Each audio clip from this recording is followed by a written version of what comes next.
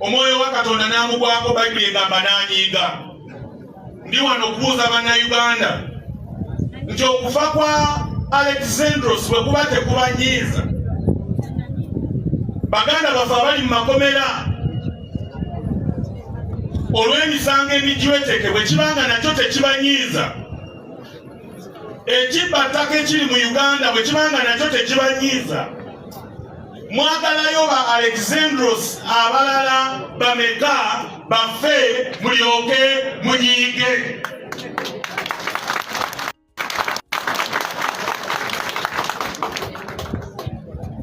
Mwetaagayo abaana abalala bameka okutwalibwa mu makomera bannaffe nga Muhammad Sejirinya, obulwadde obwamutwala yabujja mu komera ne tusirika.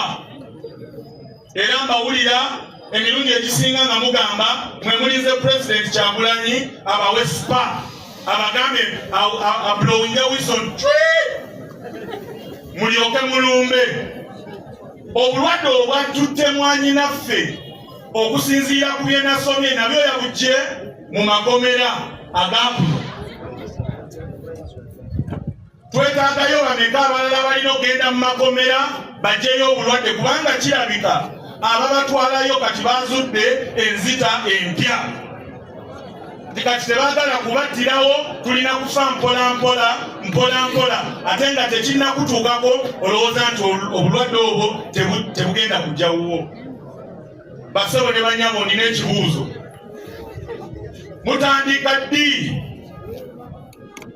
okunyiigira ebyo Katonda byanyiigira? Why can't we get angry at the things that made God angry? Katonda waffe anyiigira injustice. Our holy God, bamanye bannayuganda muli baddiini nnyo. Waliwo abali wano nga Basiraamu, Bakatuliki, Baprotestanti, Balokole, mwenna mulina okumanya nti Katonda akyawa nnyo okunyigiriza abantu, akyawa obulyake, akyawa obumenyi bw'amateeka obutukolebwako n'okujja abantu mu bulamu obw'ensi. Teri muntu alina buyinza kujja muntu mu bulamu obw'ensi. Kakati mbabuuza ekibuuzo okusinziira ku ssuula ey'11 mu Samwiri ekisooka. Sawulo yanyiiga n'akuŋŋaanya abantu n'abagamba nti tugenda kulumba abo abagenda otujjamu amaaso enkya. Kabaka yali alangiridde nti enkya by noon time mwenna mulina okuba nga mugiddwamu eriiso. Bano tebaalinda ssaawa eyo kutuuka. Sawulo yabagamba nti tetujja kulinda noon time, tetujja kulinda nkya. Bannaaye, buli lwe tulinda omwaka omulala, buli lwe tulinda ewiiki endala, buli lwe tulinda omwezi omulala, bannaffe baba baggwawo. Tuli wano tuwerekera Alexandros, naye tetumanyi oyinza okulaba nga n'agenda okuddako ali mu layini mu queue atudde wano. Tusooke kulinda naye bamutwale tulyoke tugolokoke. Mulinyiiga ddi? Katonda bw'aba akyawa okunyigiriza abanaku, abaavu, abatalinaako baabwe n'ababayamba. Katonda bw'aba akyawa enguzi, naye ng'enguzi esibuka mu Uganda. Katonda bw'aba akyawa okutulugunya era nga kimukwasa obusungu, mwe abantu ba Katonda mulinyigira ddi ebyo ebinyiiza Katonda? Muli banyiivu oba mugenda sigala nga mutudde nga mutunulira abo abatukolako bino byonna nga bayinaayina ku bitwita ne tutunulira ne tusharinga zitwiti zaabwe ne tukomaawo? Until when Saul moved from being angry to action. Fena abazze wano, nze ndi wano nga munnaddiini omusumba. okubagamba nti kikkirizibwa mu Bayibuli okunyiiga. Mu Befeso batugamba tunyiige, tetwononeramu naye tunyiige. Tunyiigire ebintu ebyo byonna ebitumazeeko emirembe, ebitatuleetera oba bitatukkiriza na kussa. Bwe kibanga okufa kwa Marinos kukulumye, if Marinos' death and the situation of other political prisoners does not anger you, what will anger you? And when will you stand up and say, enough is enough? Will we wait until it is too late? Will we wait until they come for the last one of us? And then who will stand up for those who are remaining none?